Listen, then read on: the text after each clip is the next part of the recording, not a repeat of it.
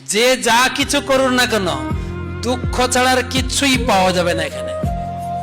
হতে পারে আমি ভালো পড়াশোনা করে চাকরি পাবো, ঘর বাঁধবো, সুখে থাকবো। দেখুন না দুনিয়ায় কজন সুখে আছে।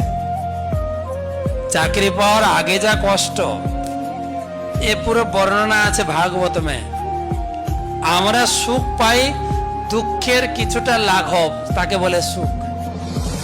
এত আমার ভারাক্রান্ত দুঃখ ছিল, একটু দুঃখ কমে গেল। যেরকম আপনার ধরুন ফোড়া হয়েছে, কি যন্ত্রণা, অপারেশন হয়েছে, ওষুধ লাগিয়েছেন, কি গো দাদা কেমন আছেন, একটু ভালো লাগছে। আবার কয়েকদিন পরে কেমন আছেন, বেশ ভালো আছে। শুধু তাই না, আমাদের ইস্কন প্রতিষ্ঠাতা আচার্য প্রভুপাদ বলছেন, চিররোগী দুঃখ ভোগী বিছানাতে শুইয়া শুইয়া ভালো আছে কয়ে হাসিয়া হাসি। আপনি হসপিটালে যাবেন, বিশেষ করে অর্থোপেডিক হসপিটালে।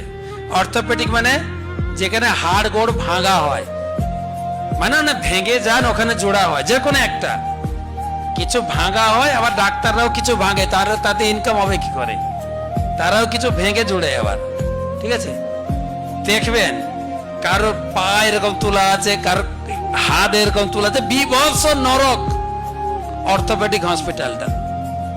তবুও গিয়ে জিজ্ঞেস করেন, কাকু কেমন আছেন? কাকু ভালো আছে।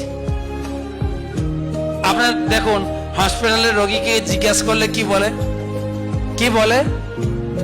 হয়তো আইসিইউতে আছে, চারিদিকে নল লাগানো আছে, নাকে কানে পেটে চারিদিকে নল। বাবা কেমন আছো?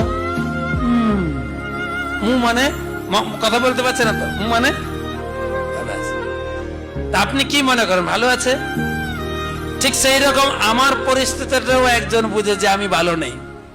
যতই আমি বলি না কেন, যতই আমি নিজে গা জোর করি না কেন, আমি ঘর বানাবো, ঘরের উপরে লিখে দেব